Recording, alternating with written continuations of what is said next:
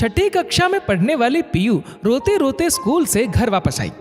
School bag पटक कर अपने कमरे में चली गई। पीयू को ऐसे देखकर उसकी मां अनीता भी पीछे पीछे कमरे में गई।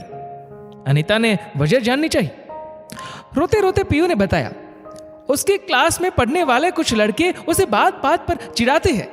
कभी उसका टिफिन बॉक्स छीन लेते हैं तो कभी उसकी किताबें फाड़ देते हैं और मेरा मजाक उड़ाते हैं कि इसे तो सिर्फ रोना ही आता है। यह सब सुनकर अनीता ने कहा, हाँ तो उन्होंने गलत क्या कहा? अगर तुम उन्हें जवाब नहीं दोगी और सब चुपचाप सहन करती रहोगी तो ऐसे ही बोलेंगे। थोड़ी हिम्मत दिखाओ और अपने क्लास टीचर या फिर प्रिंसिपल से उनकी शिकायत करो। लेकिन मम्मा, मुझसे यह सब नहीं होगा, मायूस होकर पीयू ने कहा। हाँ तो फिर सहन करने की आदत डाल दो, कहकर अनीता वहां से चली गई। अगले दिन अनीता वापस पीयू को स्कूल छोड़ने गई। पूरे रास्ते पीयू को समझाती रही, देखो बेटा, तुम जितना डरोगी उतना ही लोग तुम्हें डराएंगे। एक बार उन सब का सामना करके देखो, सब परेशान करना बंद कर देंगे। और पीयू ने भी वैसा ही किया। सीधा प्रिंसिपल के ऑफिस में जाकर उन लड़कों की शिकायत कर दी। फिर उन सब ने पीयू से माफी मांगी और आगे से परेशान नहीं करने का वादा किया। अब वो खुश थी।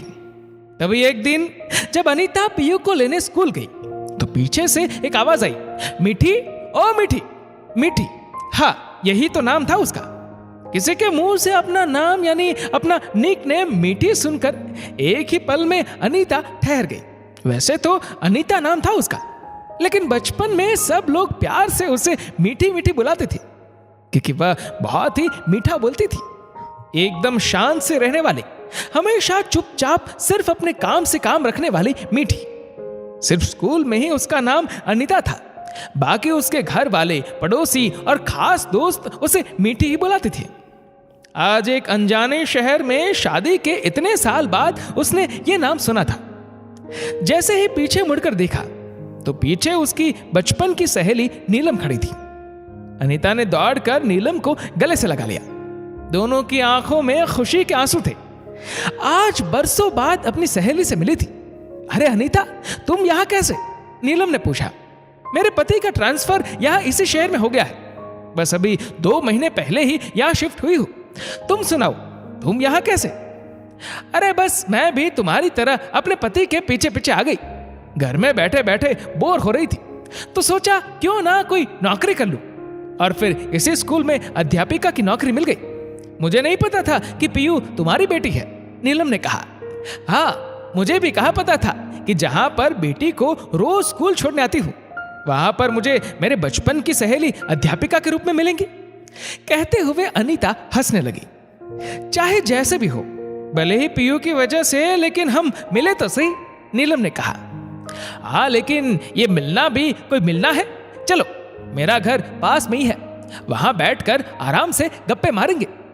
और नीलम का हाथ पकड़कर अनीता ने उसे अपनी गाड़ी में बिठा लिया और खुद ड्राइव करने लगी। रास्ते भर नीलम अनीता को देखते ही जा रही थी। उसके मन में काफी सवाल चल रहे थे और अनीता भी उसके मन के भावों को अच्छे से भांप गई थी। घर पहुंचने पर दोनों ने चाय पीते पीते बातें करना शुरू की। तब नीलम ने कहा, अनीता, मैं तुम्हारा ये रूप देखकर बहुत हैरान हूं। समझ में नहीं आता, क्या ये वही बचपन वाली मीठी है जो बात बात को डर जाती थी, जो ठीक से किसी से बात भी नहीं कर पाती थी? अकेले घर से बाहर जाना तो दूर, कुछ देर घर में भी अकेली भी नहीं रह पाती थी। सही कहा तुमने नीलम, वक्त इंसान को सब कुछ सिखा देता है। अगर सही समय पर सही दिशा दी जाए तो इंसान कुछ भी कर सकता है। स्कूल तक हम साथ में थे, फिर जब मेरे पापा का तबादला दूसरे शहर में हुआ तो कॉलेज में मेरा दाखिला करा दिया गया। किसी से ज्यादा घुल मिल नहीं पाती थी। स्कूल में भी मेरी सिर्फ तुमसे ही अच्छी दोस्ती थी।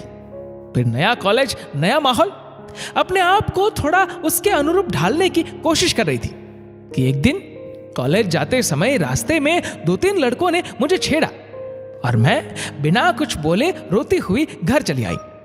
इससे उन लड़कों की हिम्मत और भी ज्यादा बढ़ गई। अब तो रोज रोज मेरे आते जाते वो लड़के मेरे ऊपर छींटाकशी करने लगे। हद तो तब हो गई जब एक दिन उनमें से एक लड़के ने मेरा हाथ पकड़ लिया, लेकिन दूर से आती कुछ औरतों को देखकर वो भाग खड़े हुए। मैं बहुत डर गई थी। फिर हिम्मत करके माँ को यह सब बताया। माँ ने भी यही कहा, जब तुम खुद अपनी सहायता नहीं कर सकती तो मैं भला कहां तक तुम्हारा साथ दूंगी। हमेशा तुम्हारे साथ जरूर हूं, लेकिन हिम्मत तुम्हें ही दिखानी होगी। जाकर जवाब दो उन्हें, मुंह तोड़ दो उनका। आगे से तुम्हें तो क्या किसी भी लड़की को नहीं छेड़ेंगे। मां की इन बातों ने मुझे हौसला दिया। अगले दिन फिर मेरा सामना उन लड़कों से हुआ। उन्होंने जैसे ही बोलना शुरू किया, ना जाने कहां से मेरे अंदर इतनी हिम्मत आई कि मैंने उनमें से एक को थप्पड़ जड़ दिया। फिर वो तीनों भाग खड़े हुए और उस दिन के बाद कभी दिखाई भी नहीं दिए। लेकिन मुझे तब ये अंदेशा भी नहीं था कि मेरी मां मेरे पीछे पीछे ही थी। फिर कुछ ना कुछ जिंदगी ऐसे मोड़ लेती गई कि बहुत कुछ सीख गई। लोगों से बात करना, गलत का विरोध करना आदि। आज जब पीयू की बात सुनी तो अपना समय याद आ गया। मेरी मां ने जो हिम्मत का बीज मेरे अंदर बोया, वही मैंने अपनी बेटी को दिया। सही कहा तुमने मीठी, हम लड़कियों को इस समाज के कुछ गलत लोगों का सामना मजबूती से करना आना ही चाहिए, नीलम ने कहा। चलो अब बातें बाद में करेंगे, पहले थोड़ी पेट पूजा कर लेते हैं। और फिर दोनों सहेलियां चल दी रसोई में। दोस्तों, समय चाहे कोई भी हो, लेकिन लड़कियों को मजबूत होना ही चाहिए, ताकि हर गलत आदमी और गलत बात का सामना वो पूरी हिम्मत के साथ कर सके। इस वीडियो को लेकर आपकी क्या राय है, नीचे कमेंट करके जरूर बताएगा। और अगर आपको वीडियो अच्छा लगा हो तो इस वीडियो को लाइक करेगा, शेयर करेगा ज्यादा से ज्यादा लोगों तक। और ऐसे ही और भी इंस्पिरेशनल वीडियोस के लिए हमारा फेसबुक पेज आज ही फॉलो करें। धन्यवाद।